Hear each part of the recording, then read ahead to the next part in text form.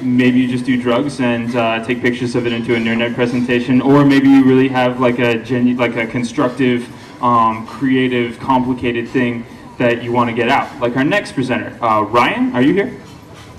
Where's Ryan? Wave to me, Ryan. Yes. All right. Our next presenter is the former editor of a youth creative journal in Australia. He's been in Cambodia for a couple months now. And what he's doing in Cambodia is really quite interesting. He is running writing workshops for Khmer literature students.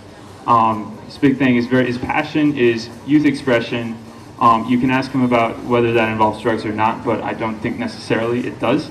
So on another note, can we have a big round of applause for Ryan talking about Khmer writing workshops? Of course, when I arrived in Phnom Penh on the first day of Khmer New Year, I expected more than what I would find, which was some small fireworks and a rather large Ferris wheel. I guess I also expected more of a publishing industry, but it turns out the scene here is much like the streets were that night, which was quiet but still dangerous. There's no Ferris wheel though. I know a new freedom of expression is not taken for granted here the way it is at home in Australia, but I hadn't expected to find such a disconcerting silence as this. This silence, though, is an opportunity for the development of literary literacy and the improvement of the human condition that this promotes. And there is a lot going on. This is a picture of Sipar Books Bibliobus. They're probably one of the biggest operations here, publishing children's books. There's a comics publisher here called Our Books. Liberty Association is an ebook-only publisher of Khmer literature with English translations, which you can read for free online. And of course there's the trade in photocopied pirated books, and there is a strident self-publishing scene as well. That any of this is going on at all is a wonder, where catching a train would be easier than relying on the postal network for your zine publishing. Printing costs remain high, which means print runs are usually small, and people find it hard to make money naturally.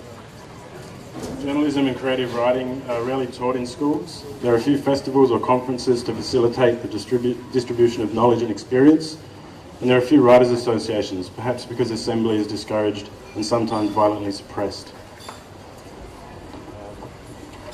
Apart from the technological barriers and oppression, there is a different value system here. Dissent, criticism and confrontation are discouraged at a cultural level, not only by government, so self-censorship is rife. So it's unlikely that an intelligent, progressive and liberal debate is going to flourish here unless we establish some basic fundamental human rights, like freedom of expression, like what Charlie benefits from here. He gets away with shooting his mouth off by winning and drinking tiger blood, while Cambodian writers are censoring themselves out of fear of violence and death.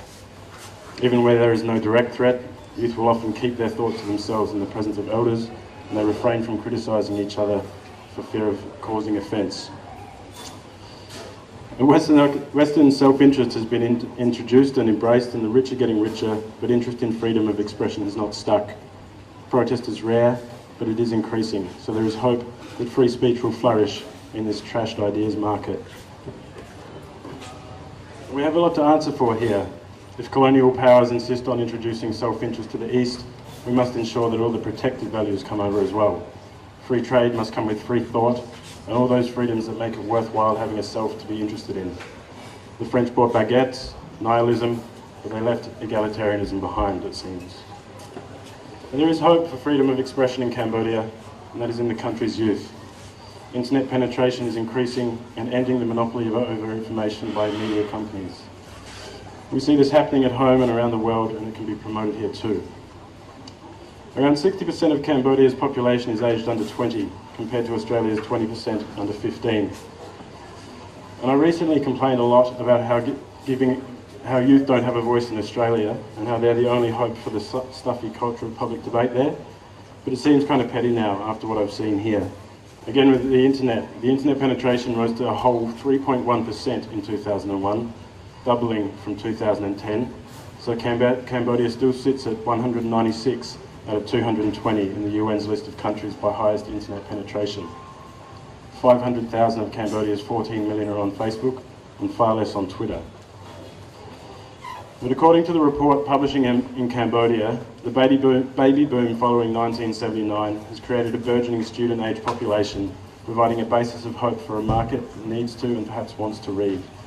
If we can get more of that 60% reading and writing, we're well on the way to the achievement of new freedoms in Cambodia. For now, the tools and mechanisms of Western politics are in the hands of an older elite of Eastern-minded people. The fundamental disparities between Western thought and the Eastern mindset cause ideological, infrastructural and economic train wrecks, first seen and most obvious in the dodge and car chaos of the roads. We need to give these tools to the youth, new techniques for structuring and expressing their ideas, and the freedom to use these as prerequisites for the establishment of other freedoms. And that's what we do at Nou Hach Literary Association, and our students are soaking it up. It's thrilling to see the excitement in their faces when we help them develop ideas. We don't give them ideas, but we help them to create their own. And we're creating a community of young people here who are beginning to assemble and launch a new generation of Cambodian thought, where institutionalised violence and oppression advancing private commercial interests is not cool. So Nou Hach Brief is to strengthen and promote Cambodian literature. They're an apolitical NGO committed to encouraging freedom of speech, especially among youth. This month we've been running a series of short fiction and zine making workshops, and the zine will be launched at Monument Books this Saturday from about 6 p.m. Thanks.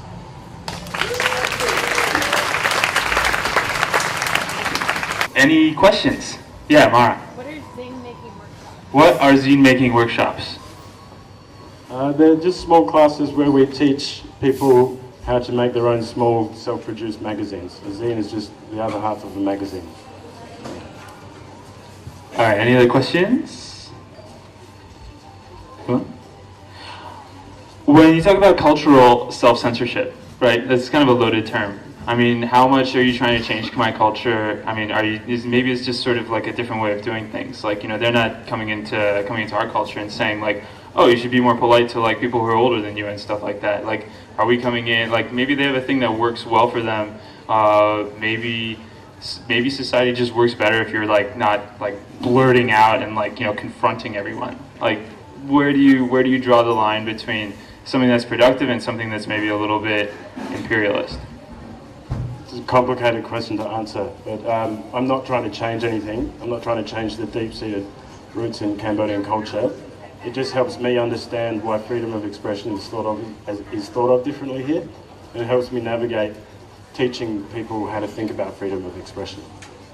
Because it's important wherever you go, I think, whether there are deep cultural roots of self-censorship or not, I think. Get together a bunch of like-minded people, watch that Tuesday at the Flicks. It's theflicks-cambodia.com.